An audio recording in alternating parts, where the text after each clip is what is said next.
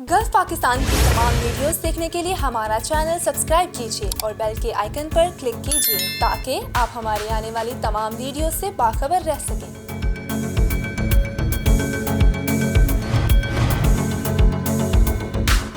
बिस्मिल्लाहिर्रहमानिर्रहीम, अस्सलाम वालेकुम। इश्यू ऑफ द डे में खुशामदीद। मैं हूँ आपके साथ सुमेरा मिर्ज़ा।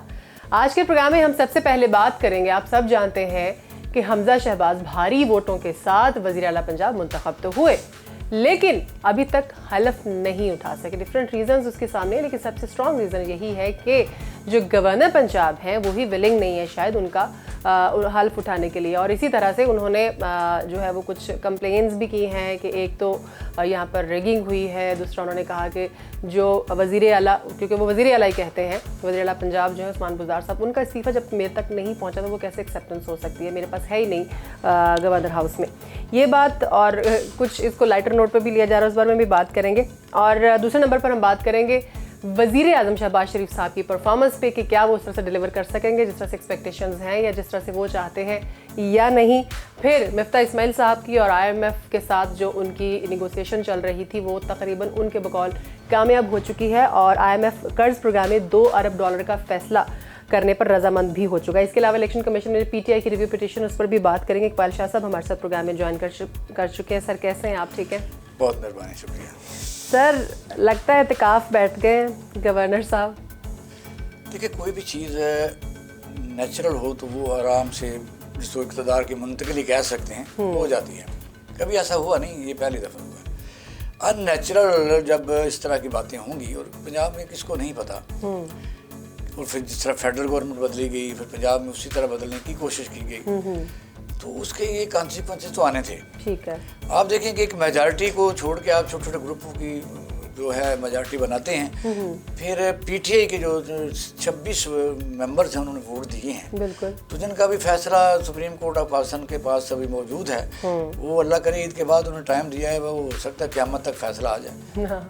ये बात दुरुस्त है कि लोगों की परसेप्शन को आप नहीं बदल सकते। सुप्रीम कोर्ट ने वो फैसला क्यों इल्तवा में रखा ये वो जानते होंगे, लेकिन ये बात दुरुस्त है कि उसी बीमारी की वजह से सारे पाकिस्तान परेशान है। हुकूमतें बदल दी जा चुकी हैं, इतराज़ात आ रहे हैं जी, 26 आदमियों की जमानत के बावजूद हलफ उठा लिया गया है, और दूसरी तरफ अवाम जो है उनको सड़कों के ऊपर लेके इमरान खान साहब आ चुके हैं। मुल्क जैसा लगता है गवर्नेबल नहीं रहा। गवर्नेबल इसलिए नहीं रहा कि किसी महकमे के ऊपर, किसी अदारे के ऊपर लोगों को ट्रस्ट नहीं रहा, और ट्रस्ट के पीछे बाकायदा बैकग्राउंड मौजूद है। आप ज़बरदस्ती किसी आदमी को कंटेम्प्ट ऑफ कोर्ट या एस्टेब्लिशमेंट की बात करने की वजह से सज़ा नहीं दे सकते, क्योंकि आप रात को ट्विटर पर देखेंगे पूरी दुनिया में लोग बैठे होते हैं, कई हंड्रेड्स, और वो लोग खुल के बात कर रहे हैं। इस तरह पंजाब की तरफ आते हैं कि क्यों हलफ नहीं हो रहा। सूरत हाल ये है कि क्या वो 26 जो मेंबर हैं उनको अगर इतना लेट हो ही गया, चलो इसी दौरान से उनका कोई फैसला कर दें। इलेक्शन कमीशन के पास उन्होंने 26 भेजे हैं, ऐसा ही है। अगर आप करते हैं उनको उनके फेवर में कर दें, उनके खिलाफ कर दें, लेकिन करें तो सही, तो तभी सेटिस्फैक्शन होएगी दूसरी पार्टी की। हमें तो यानी सिंगल आउट किया जा रहा है और टारगेट किया जा रहा है। 26 का तो रेफरेंस जा चुका, पंजाब में जो वोट कास्ट किया, चलो फेडरल गवर्नमेंट में जो मुनर्रफ अराकीन तो उनके वोटों की जरूरत नहीं पड़ी, वो अभी पैंड कह सकते हैं, ठीक हो गया। ये भी एक तरफा तौर पर इलेक्शन कमीशन ऑफ पाकिस्तान इस मुल्क की तबाही और बर्बादी का ज़िम्मेदार है, बिल्कुल। वो इसलिए कि वो जो एक आईनी ओहदा होता है, इन्होंने हर आईनी ओहदों को छोटे लोगों ने बेवकार किया हुआ है। मैं बिल्कुल इस बात में मुझे कोई आर नहीं कहने में कि छोटे लोग और बड़े होते, यानी कुछ लोग तो होता है कि जब कोई आईनी ओहदा उनके पास होता है तो उनका कोई फैमिली नहीं होती, कोई ख़ानदान नहीं होता, बरादरी नहीं होती कोई, वो सिर्फ उस मुल्क की आइन के तहत चलते हैं, ठीक हो गया। अब जब ये कहते हैं कि कुछ सुबह मैंने पढ़ा अखबार नहीं, सुबह बगैर वज़ीर आला के चल रहे हैं, भाई नहीं, वज़ीर आला मौजूद है। आईनी तौर पर पूरी दुनिया में सिस्टम चलता रहता है। अगर कोई जहाज क्रैश हो जाए, कोई सदर वज़ीर आज़म फायर हो जाए, मर जाए, तो अदारे में इतनी कैपेसिटी होती है, चलते रहते हैं, बिल्कुल ऐसे ही है। तो सर ये जो वो कह रहे हैं कि उस्मान बुज़दार वाला जो इशू है, इसको सॉर्ट आउट क्यों नहीं किया जा रहा प्रॉपर? उनका वो सॉर्ट आउट इसलिए नहीं किया जा रहा कि जब एक रूटीन वाइज ये काम हो रहे हैं अगेंस्ट द कॉन्स्टिट्यूशन, दोनों तरफ हो रहे हैं। अच्छा, उस्मान बुज़दार ने वज़ीर आज़म को इस्तीफ़ा लिखना चाहिए था गवर्नर साहब को, डायरेक्ट वो रिसीव करते हैं। और इसी तरह उनका जो उन्होंने प्रेसिडेंट ऑफ पाकिस्तान को लेटर भेजा गवर्नर साहब ने, उन्होंने कहा है कि जिस दिन ये इलेक्शन हुए उस दिन पुलिस अंदर आई है, पुलिस ने मारा पीटा है। उस वजह से जो मुखालफ MP है जब हम मौजूद नहीं थे, ये एक तरफा इलेक्शन हुआ है, हाई कोर्ट के हुक्म से हुआ है, लेकिन उसको उस तरीके से उस चेयर पर बैठ के नहीं किया गया। मैं इसे गैर आईनी समझता हूँ और गैर आईनी में जो है उसका हलफ नहीं ले सकता। लेकिन मुझे पता ये चला है, ऊँट अब किसी करवट बैठेगा। मुझे ये पता चला है कि जिस तरह माशाल्लाह पाकिस्तान की अदालतें एक्टिव हैं, तो कल जो आने वाला है कुछ लोग आपस में बात कर रहे हैं कि चीफ जस्टिस साहब को रिक्वेस्ट करेंगे कि तुम ही ले लो। हालांकि मैं ये समझता हूँ ऐसा इसलिए नहीं कि उन्होंने लेटर सदर को लिखा हुआ है, उसका क्या करेंगे, उसको वापस विड्रा करेंगे। सादत सिंजरानी साहब को ऑर्डर हैं, वो नहीं आ रहे, उनको प्रेसिडेंट ने कहा नहीं। सर अपने नाम खुद एग्जिट कंट्रोल लिस्टों से निकलवा रहे हैं, उनके लिए ये चीज़ें कोई मुश्किल होनी है। उन्होंने जिस तरह से ठीक हो गया सर। अच्छा सर, वज़ीर आज़म शहबाज शरीफ साहब आपको क्या लगता है कुछ डिलीवर कर पाएंगे? आपको लग रहा है शहबाज शरीफ साहब की काम करने की जो नीयत भी है और कारकर्दगी है बैग में, वो तो किसी से ढकी छुपी नहीं है। देखो आप इख्तलाफ कर सकते हैं, एलिगेशन कर सकते हैं, जिस तरह उनके ऊपर असासाजात हैं या उनके अकाउंट्स की बातें हैं, फेक अकाउंट्स हैं, उनके नौकरों के अकाउंट हैं। इसको अगर हट के देखें तो काम तो कर सकते हैं। यानी तो एक दफ़ा आप देख लें कि सुबह एकदम पूरा मुल्क अलर्ट हो गया। लाहौर में आए तो तमाम शोबा ज़िंदगी के लोग बिल्कुल स्ट्रीम लाइन चल रहे थे, उन्होंने एक दो जगह विजिट भी किया। लेकिन ये है कि ये मैं नहीं समझता कामयाब हो सकेंगे। अच्छा, कतन भी नहीं। वो इसलिए कि ये वो हुकूमत है जो एक पार्टी की नहीं है या एक आधी साथ अलाइज नहीं है।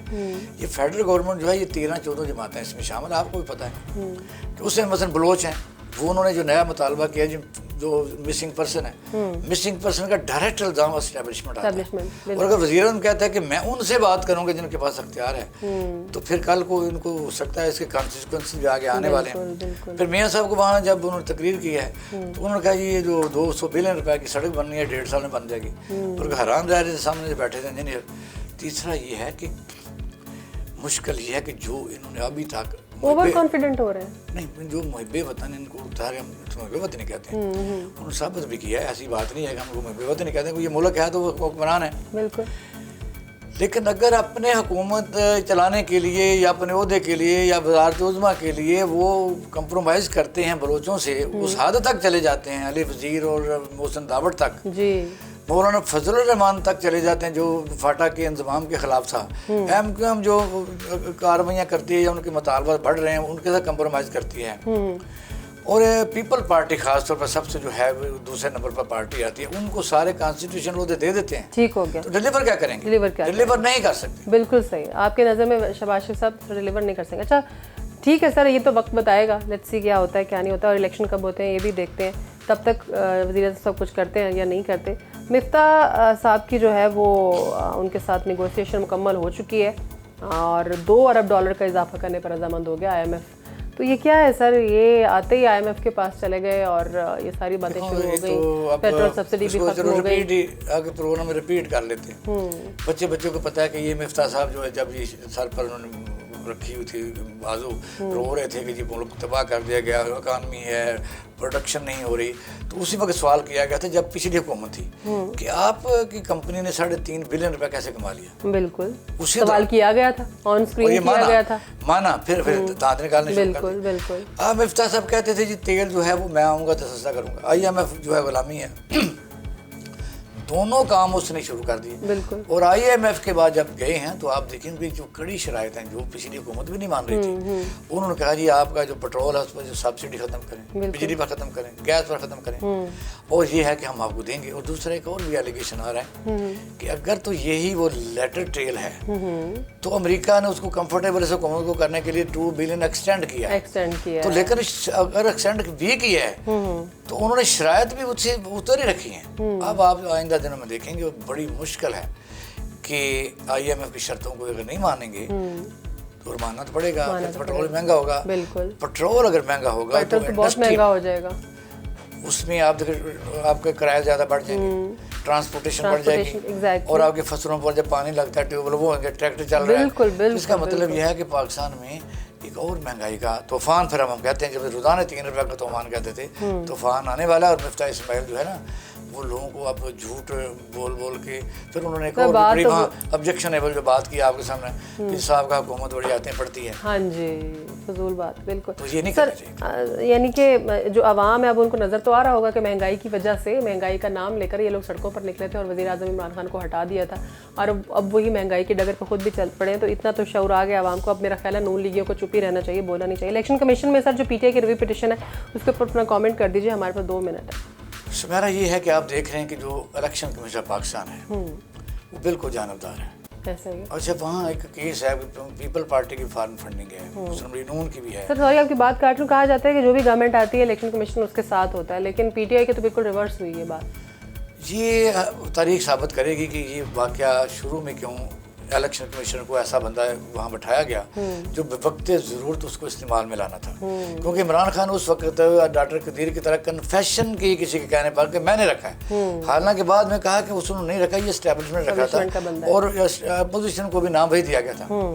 ये मोरा है वो सही, जो यानी इस हुकूमत को टैपल करने के लिए उस दिन पेश हो गया था, ऐलान कर दिया था जब चीफ जस्टिस की वहाँ रात के 12 बजे अदालत खुली हुई थी, तो ये पेश होकर कह रहा था कि जी मैं इलेक्शन नहीं करवा सकता। जब इमरान खान ने कहा था इलेक्शन मैं करवाने को तैयार हूँ, और ये इनका मुतालबा था और ये एस्टेब्लिशमेंट का भी मुतालबा था कि जल्दी इलेक्शन होने चाहिए, तो मैं मान गया हूँ। तो उसने कहा मैं नहीं करवा सकता।